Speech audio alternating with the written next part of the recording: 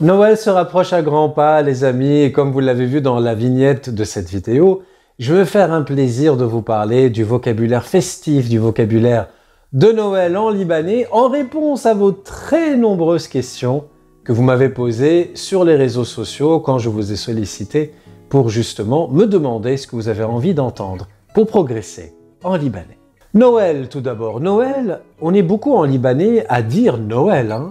Tout le monde connaît ce mot, on parle de Noël, mais on parle aussi beaucoup de Eid el-Milad, la fête de la nativité en quelque sorte.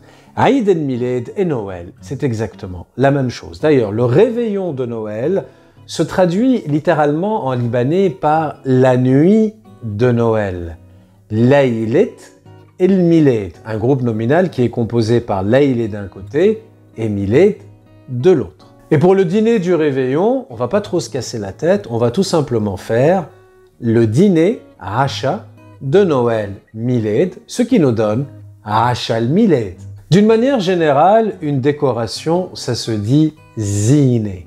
Alors on va appliquer exactement la même chose. La décoration de Noël, zinet el-Milad.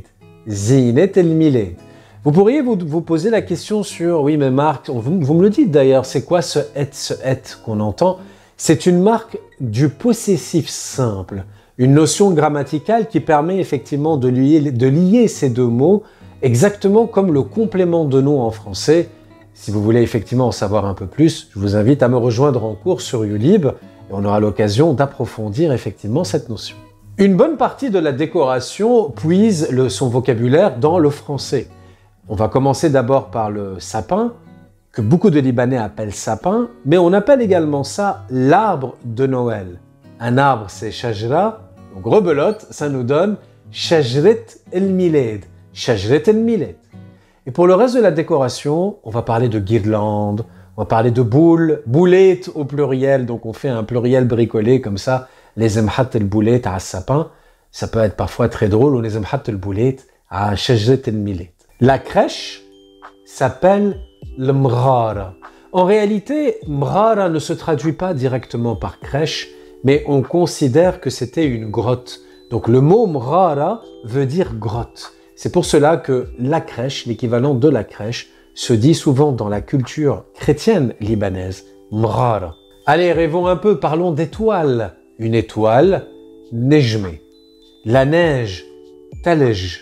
Alors malheureusement, je doute qu'il y ait, en tout cas en région parisienne, de la neige pour Noël, mais on pourrait saupoudrer un peu de neige artificielle sur nos sapins ou sur notre décoration, et ça se dit, la neige artificielle, ça va se dire talej estinai. Talej estinai. Allez, parlons de ce qui nous importe le plus, les cadeaux. Cadeaux, cadeauyer au pluriel. Bon ça, c'est pas très compliqué, mais il n'y a pas que ce vocabulaire-là. On peut entendre hadiye au singulier, hadeya au pluriel. On a donc cadeau, cadeauyer, hadiye, hadeya. Badna nhat al-hadeya tahat al-shajra. Pour emballer nos cadeaux, on parle tout simplement de wara cadeau, qui veut dire papier cadeau, ou le mot emballage qui s'utilise.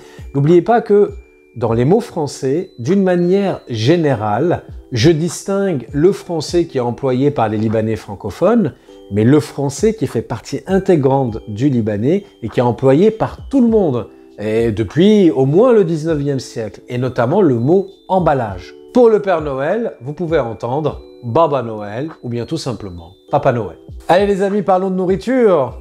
Vous me connaissez, je suis un grand gourmand, je sais que vous aussi. Quand on apprécie la culture libanaise, on apprécie forcément la nourriture, mais d'une manière générale, les mets traditionnels internationaux, européens, français, qu'on présente lors du réveillon de Noël gardent leur nom français. Vous allez entendre dinde, foie gras, saumon.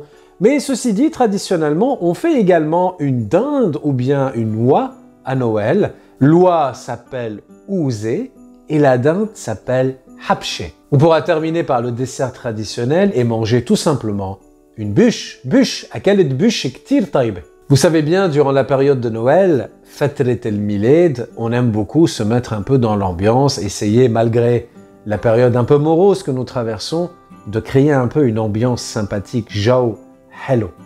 Et on a deux manières de le faire. On a d'un côté les chants de Noël, Arène el Millet. Si on part maintenant sur un aspect un peu plus religieux, donc le côté cantique, ça s'appellera Taratil el Millet. Et puis un film se dit film, au pluriel Aflem, les films de Noël qui sont très souvent propices pour mettre en place une belle ambiance, se disent Aflem el Millet. Voyons un peu maintenant tout le vocabulaire qui est lié à cette période. On a vu la neige, on a l'hiver qui dit neige dit hiver, l'hiver ça va se dire el chatouillet.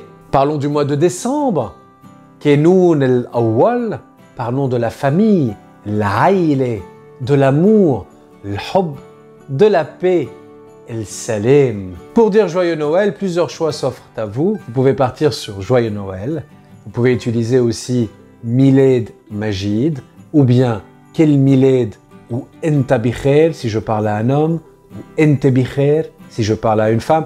Pour vous douces, je vous dis Quel Miled ou Ento Bicher ya Halwin. Et à propos de Noël, je vous donne rendez-vous sans faute vendredi.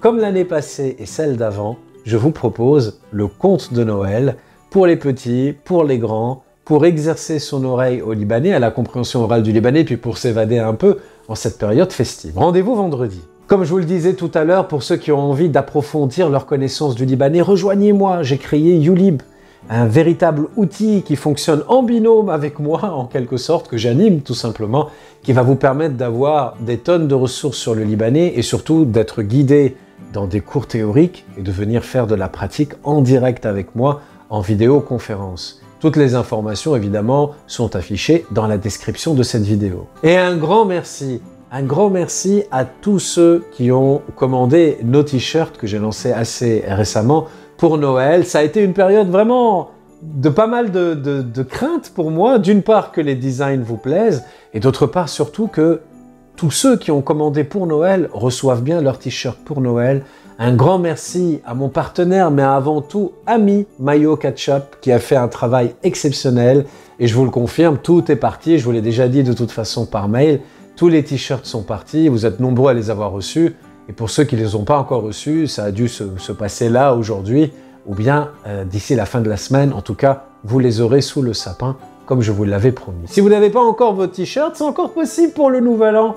Foncez évidemment sur adeuxpasduliban.com. Les commentaires, tiens, puisqu'on parle de commentaires, les liens sont dans la description de la vidéo et je vous invite évidemment dans les commentaires à me faire part un peu de la manière dont vous ressentez les fêtes. Est-ce que vous fêtez Noël? Comment vous faites pour vous mettre dans l'ambiance? Quel est votre ressenti pour cette année un peu spéciale vu effectivement le contexte géopolitique qui règne? D'une manière générale, mais si vous avez des questions sur le vocabulaire libanais, sur la manière dont on nomme telle ou telle chose, notamment pour cette période de fête, n'hésitez pas, et je vous le dis dès maintenant, que les cotillons, ça se dit cotillon.